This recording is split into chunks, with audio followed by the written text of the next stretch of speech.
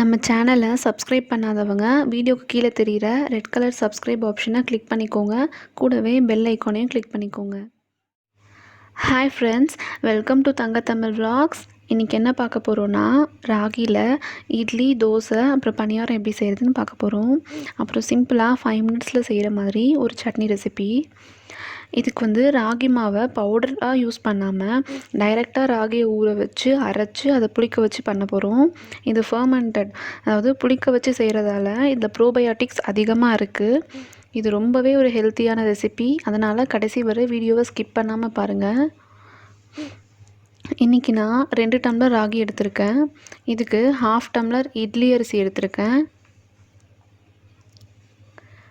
1/2 tumbler உளுந்து எடுத்திருக்கேன். 1 teaspoon அளவுக்கு வெந்தயம் எடுத்திருக்கேன். இது எல்லாத்தையும் ஒரே பாத்திரத்தில் சேர்த்துக்கலாம்.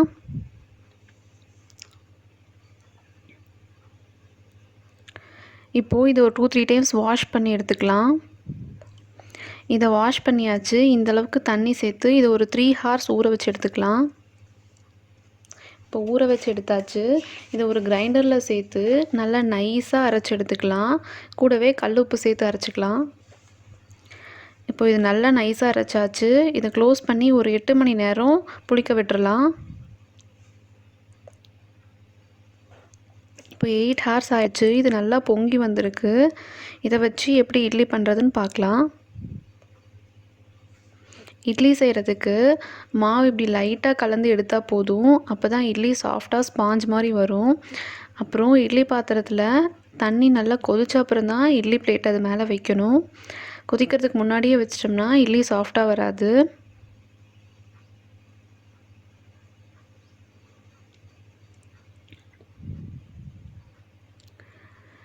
இதை இட்லி பாத்திரத்தில் வச்சு ஒரு 20 minutes நல்லா வேக வச்சு எடுத்துக்கலாம்.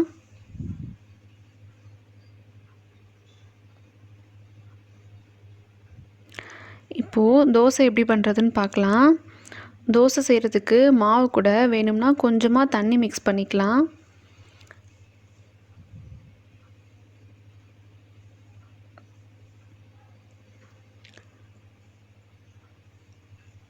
ஆயில் ஆட் பண்ணிக்கலாம்.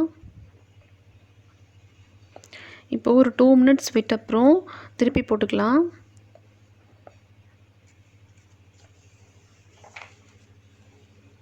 இப்போது இது நல்லா வெந்துருச்சு. இப்போது பணியாரம் எப்படி செய்கிறதுன்னு பார்க்கலாம். இதுக்கு ஒரு 1/2 டம்ளர் அளவுக்கு அரிசி மாவு சேர்த்துக்கலாம். அப்போ தான் பணியாரம் நல்லா மொறுமொறுப்பாக வரும்.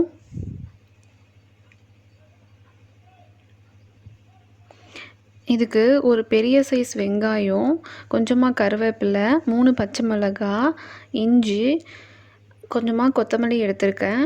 இது எல்லாத்தையும் பொடிசாக நறுக்கி எடுத்துக்கலாம். கொஞ்சமாக ஆயில் விட்டுக்கலாம். ஆயில் சூடானதும் இதில் கடுகு சேர்த்துக்கலாம். கடுகு பொரிஞ்சதும் உளுந்து சேர்த்துக்கலாம். கடலைப்பருப்பு சேர்த்துக்கலாம். சீரகம் சேர்த்துக்கலாம். பச்சை மிளகாய் அப்புறம் இஞ்சி சேர்த்துக்கலாம்.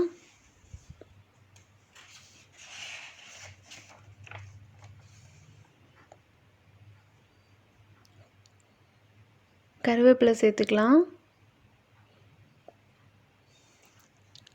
கருவேப்பிலை வதங்கினதும் வெங்காயம் சேர்த்துக்கலாம்.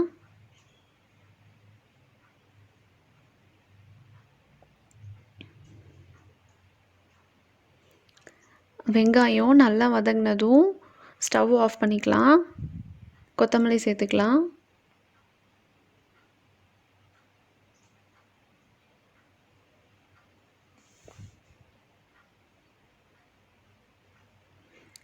இது எல்லாத்தையும் மாவு கூட சேர்த்து நல்லா மிக்ஸ் பண்ணிக்கலாம்.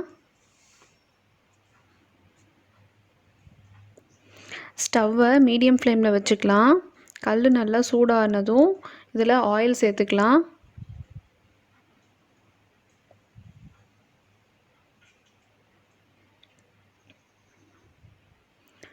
மாவு கொஞ்சம் கொஞ்சமாக ஊற்றிக்கோங்க.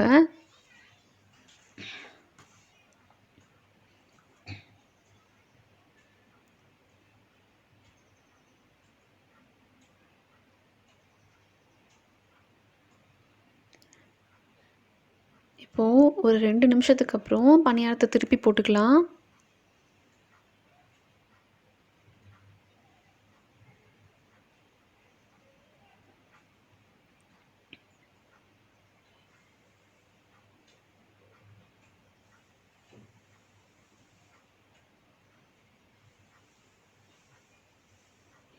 ஆயில் விட்டுக்கலாம்.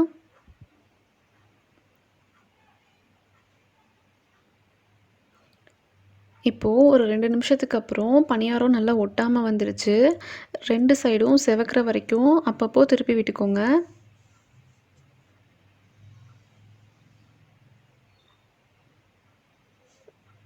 இப்போது இது நல்லா வெந்துருச்சு.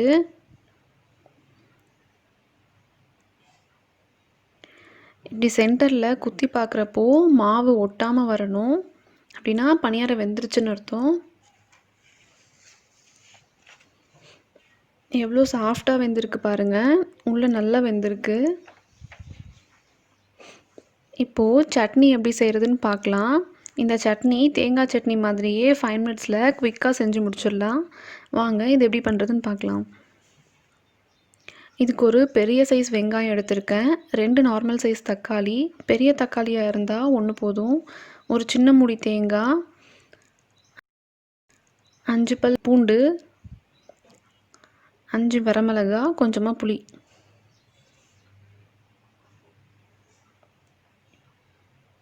இப்போது இது எல்லாத்தையும் ஒரு மிக்ஸி ஜாரில் சேர்த்துக்கலாம். தேவையான அளவுக்கு கல் உப்பு சேர்த்துக்கலாம். இதை தண்ணி விடாமல் அரைச்சி எடுத்துக்கலாம். தேவைப்பட்டால் கொஞ்சமாக தண்ணி தெளித்து விட்டுக்கோங்க. நிறைய தண்ணி விடக்கூடாது.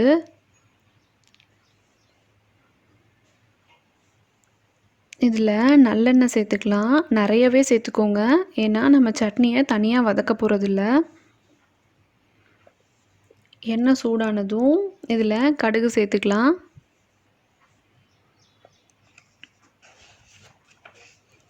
கடுகு பொரிஞ்சதும் உளுந்து சேர்த்துக்கலாம்.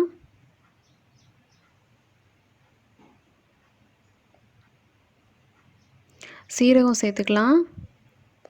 உடனே பெருங்காயம் சேர்த்துக்கலாம்.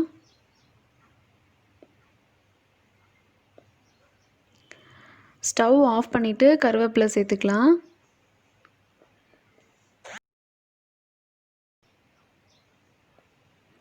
இதை சட்னி மேலே ஆயில் சூடு குறையிறதுக்கு முன்னாடியே அப்படியே ஊற்றிடணும். இதை நல்லா கலந்து விட்டுக்கலாம்.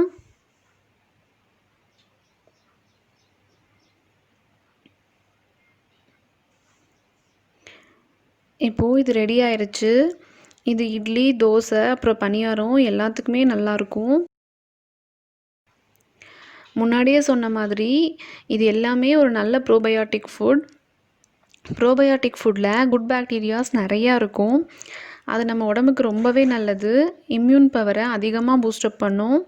இந்த மாதிரி இட்லி, தயிர் இதெல்லாம் நல்ல ப்ரோபயோட்டிக் ஃபுட். நம்ம டயட்டில் அதிகமாக இன்க்ளூட் பண்ணிக்கணும். இந்த வீடியோ உங்களுக்கு பிடிச்சிருந்துச்சுன்னா லைக் பண்ணுங்கள், ஷேர் பண்ணுங்கள், சப்ஸ்கிரைப் பண்ணுங்கள், கமெண்ட் பண்ணுங்கள். தேங்க்யூ.